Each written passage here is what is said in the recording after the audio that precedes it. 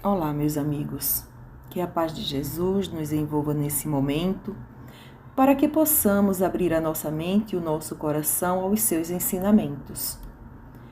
A nossa reflexão de hoje tem o título Desencarnar é continuar a vida em outro ambiente. Eu fui buscar essa reflexão no capítulo 2 do Evangelho segundo o Espiritismo, que tem o título Meu reino não é deste mundo. E eu começo com uma conversa entre Pilatos e Jesus.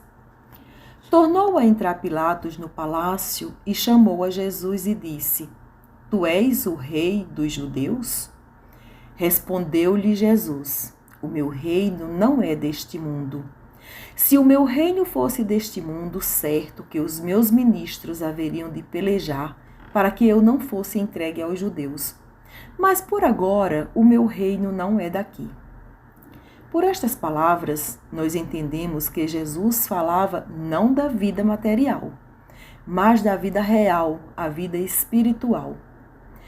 Toda a essência dos ensinamentos de Jesus é sobre a vida além da morte do corpo físico, a vida que não se acaba, a espiritual. Ele demonstrava como deveria ser o homem para poder um dia viver no reino de Deus, onde o bem é o sentimento que predomina.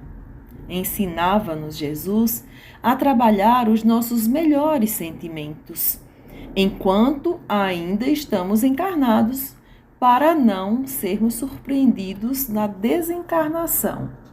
Quem nunca pensou o que acontece após a morte? A morte do corpo físico pode nos deixar assim com medo, temores, receios, mas isso é em decorrência das interpretações errôneas das religiões, ou até pela educação familiar, mesmo a desencarnação sendo um fenômeno natural e inevitável.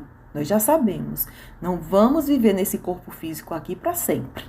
Na verdade, a verdadeira vida não é a que transcorre no plano físico. A vida espiritual é realmente a verdadeira vida. É a vida normal do espírito. Sua existência terrestre é transitória, é passageira.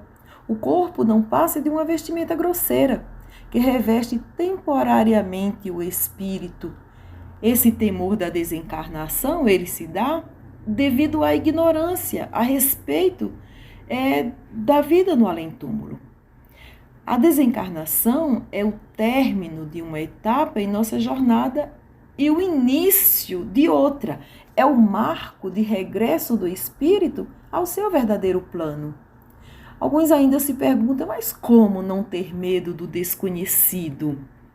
Se esclarecendo, estudando, não podemos mais ignorar os fatos. Pelas relações que o homem hoje estabelece com aqueles que já desencarnaram, nós temos a prova da existência da alma. O Espiritismo nos prova a existência do espírito através da prática mediúnica cristã. A morte, ela nos ensina que é a porta de libertação para a verdadeira vida. O Espiritismo, ele vem comprovar, não mais o céu, o inferno ou nada como a gente imaginava, mas o desdobrar da vida exuberante em outros planos de trabalho e progresso incessante. No livro Nosso Lar, psicografado pelo Chico Xavier, que é obra do André Luiz, muitos de nós devem conhecer por conta do filme, que foi muito aceito no Brasil, ele nos conta como vivem os espíritos que residem nessa colônia chamada Nosso Lar. Que eles trabalham, que ajudam aqueles que ainda não conseguem caminhar sozinhos, que se divertem, que sentem saudade dos que ficaram ainda encarnados, que têm sentimentos, que se cansam, que precisam descansar e, principalmente, têm regras a seguir.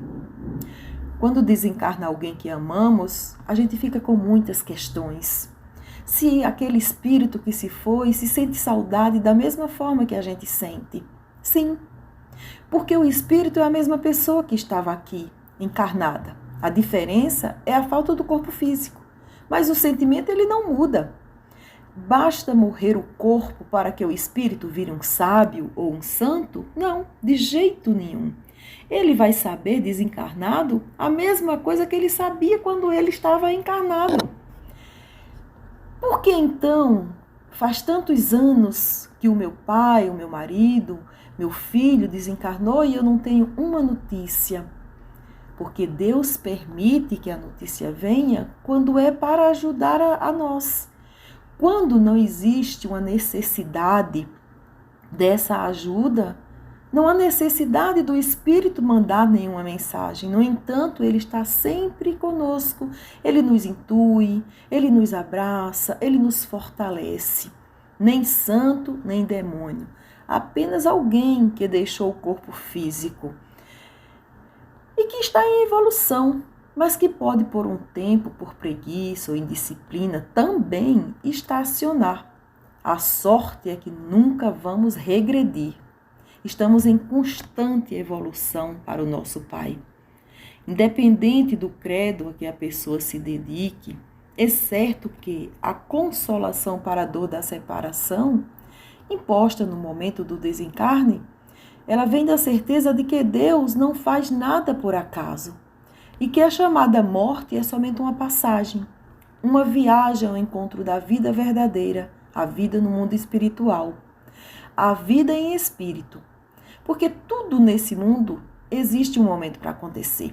Tem o tempo de nascer, o tempo de morrer. E assim como é certo que um dia todos vamos desencarnar, também é certo que aqueles que se vão não morrem jamais. Sabemos que a alma vive melhor desembaraçada do seu envoltório corporal. E aí tem uma passagem que diz assim no Evangelho: Mães, sabeis que vossos filhos bem-amados estão perto de vós. Sim, bem perto, se os corpos fluídicos vos cercam, seus pensamentos vos protegem, vossas lembranças os embriaga de alegria, mas também vossas dores extremas os afligem, porque elas denotam a falta de fé e são uma revolta contra a vontade de Deus. Isso está no Evangelho segundo o Espiritismo, no capítulo 5, no item 21. Que todos nós saibamos superar a dor e a tristeza e o desespero que o desencarno daqueles que amamos possam nos trazer. Sejamos confiantes no amor de Deus e nas palavras de Jesus, presente em todo o Evangelho, e tão bem esclarecida pela doutrina de amor e verdade que é o Espiritismo. Existe um texto de Santo Agostinho que se chama A Morte Não é Nada. A morte não é nada. Eu somente passei para o lado do caminho, o outro lado do caminho. Eu sou você, eu sou eu, vocês são vocês. O que eu era para vocês, eu continuarei sendo. Me deem o nome que vocês sempre me deram. Falem comigo como vocês sempre fizeram. Vocês continuam vivendo no mundo das criaturas, eu vivendo no mundo do Criador. Não utilizem um tom solene ou triste. Continue a rir daquilo que nos fazia rir juntos. Rezem, sorriam. Pensem em mim, rezem por mim.